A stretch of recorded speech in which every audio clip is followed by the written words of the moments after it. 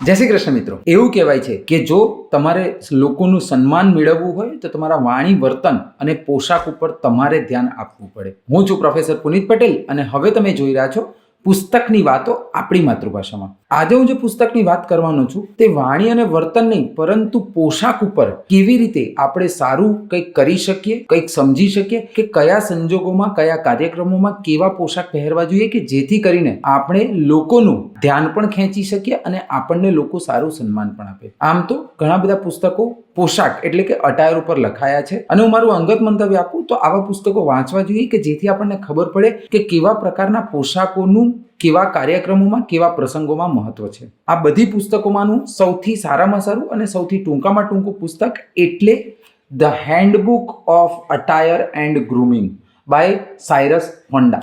આ પુસ્તક એટલું ટૂંકું પુસ્તક છે કે આ પુસ્તક તમે એકાદ દિવસની અંદર વાંચી શકો છો. સાયરસ ગોન્ડાએ આ પુસ્તકની અંદર ખૂબ જ સુંદર રીતે મેલ અને ફિમેલ બંનેને આવરી લઈને ખૂબ જ સુંદર રીતે કેવી રીતે આપણે સારો પોશાક કયા પ્રસંગોમાં પહેરી શકીએ અને જેથી કરીને આપણને કોઈ સારું સન્માન પણ આપે. તો આ પુસ્તકની વાત આજે આપણે આપણા પુસ્તકની વાતો માતૃભાષામાં કરીશું. હું આ પુસ્તકની વાત કરું તેની પહેલા હું તમને મારો એક અંગત મંતવ્ય જણાવી લઉં કે મારા પુસ્તકની વાતો આપણી માતૃભાષાના વિડીયોને તમે જે આ પ્રેમ આપ્યું તેના બદલ હું તમારો આભાર વ્યક્ત કરું છું. તમારા મને મંતવ્યો મળતા રહે છે અને તે મંતવ્યોને હું મારા વિડીયોની અંદર કોઈક ને કોઈક રીતે અવગત કરું છું. એટલે હું તમને એક રિક્વેસ્ટ કરીશ કે તમે આ પુસ્તકની વાતો આપણી માતૃભાષાના વિડીયોને દેશ અને દુનિયાના ખૂણે ખૂણે વસતા ગુજરાતી સાથે શેર કરો કે જેથી કરીને આપણને બધાને પુસ્તકની વાતો આપણી માતૃભાષામાં મળી રહે. હવે જો પુસ્તકની વાત કરીએ તો આ પુસ્તકમાં કુલ મળીને 7 પ્રકરણ છે. 7 પ્રકરણ ખૂબ જ રોચક છે. તેમાંનું સૌથી રોચક પ્રકરણ એ છે 5મું પ્રકરણ. તો જો આપણે પહેલા પ્રકરણની વાત કરીએ તો પહેલા પ્રકરણમાં લેખક એવું કહે છે કે શા માટે પ્રોફેશનલ અટાયરની આપણને જરૂર પડે છે. તો પ્રોફેશનલ અટાયરની જરૂર એટલા માટે પડે છે કે જેથી કરીને આપણને લોકો સન્માન આપે અને એવું કહેવાય છે કે 8 થી 20% આપણા ઇમ્પેક્ટમાં આપણા પોશાકનો ભાગ રહેલો છે. એટલે આપણે કોઈ લોકો સાથે વાત કરીએ છીએ ત્યારે આપણે કેવો પોશાક પહેર્યો છે તે પણ એક ખૂબ જ મહત્વનો ભાગ ભજવે છે. જે બીજું પ્રકરણ છે તે છે કે સારા પ્રોફેશનલ અટાયરમાં શું આવે.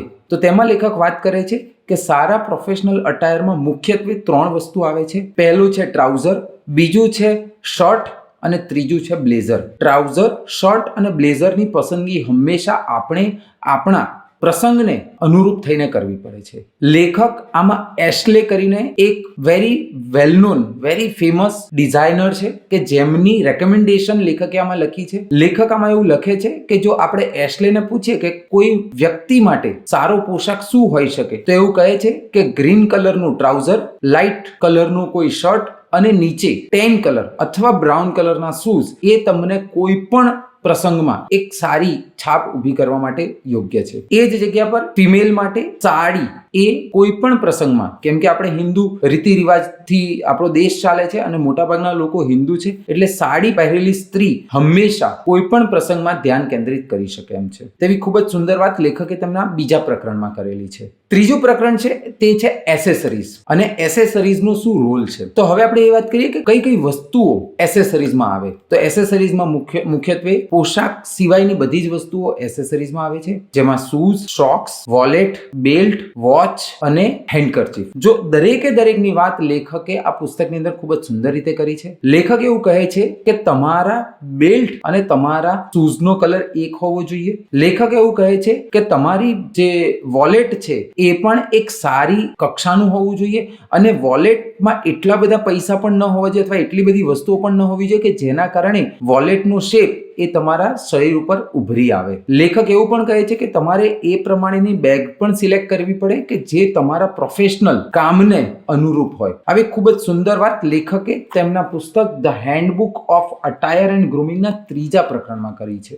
જે 4થું પ્રકરણ છે તે છે સ્વાસ્થ્ય સંબંધી ધ્યાનમાં રાખવાના મુદ્દા. એમાં લેખક મુખ્યત્વે હેર કટિંગ ઉપર ભાર આપે છે કે જો પ્રોફેશનલ અટાયર અને ગ્રૂમિંગની વાત કરીએ તો લાંબા હેર એ યોગ્ય નથી. તમારા હેર તમારા કોઈ પણ પ્રકારના કપડાને અડવા ન જોઈએ તેવી ખૂબ જ સુંદર વાત અને એના કારણો પણ લેખકે ખૂબ જ સુંદર રીતે લખ્યા છે. આ પ્રકરણની અંદર લેખક એવું પણ કહે છે કે હંમેશા તમારા લંચ અને ડિનર પછી તમે તમારા હાથ અને તમારો ફેસ ધોવાનું એક ટેવ પાડો કે જેથી કરીને તમારા ફેસનો ગ્લો આખો દિવસ એમના એમ રહેશે અને તેના કારણે પણ કદાચ તમે કોઈ મીટિંગમાં કે કોઈ પ્રસંગમાં એક સારી છાપ ઊભી કરી શકો એમ છો. 5મું પ્રકરણ છે તે છે કે સારું ડ્રેસિંગ કેવી રીતે કરી શકાય. તો લેખકે તેમના પુસ્તકમાં મેલ અને ફિમેલ બંનેને આવરી લઈને સારા ડ્રેસિંગની ઘણા બધા અલગ અલગ ઓપ્શન્સ આપેલા છે. દરેક ઓપ્શન્સની હું વાત તમારી સાથે ન કરી શકું, પણ હું મારું અંગત મંતવ્ય આપું.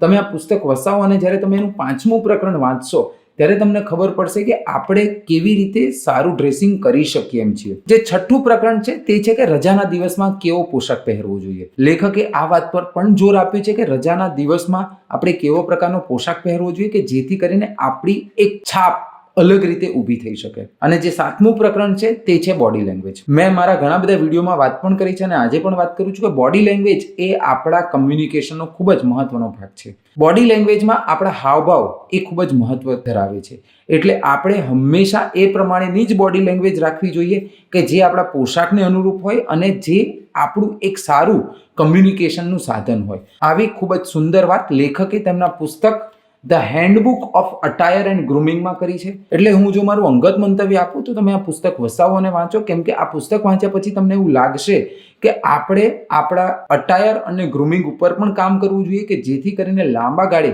આપણને તેનાથી પણ ઘણા બધા ફાયદા થઈ શકે છે. એટલે હું અંતમાં કહું છું તેમ સમય અને પૈસાનું પુસ્તકમાં કરેલું રોકાણ તે હંમેશા સર્વશ્રેષ્ઠ વળતર આપે છે. હવે દર સોમવારે મારા સોશિયલ મીડિયા હેન્ડલ્સ ઉપર વધુ એક પુસ્તકની વાત આપણી માતૃભાષામાં. જય જય ગરવી ગુજરાત, જય હિન્દ.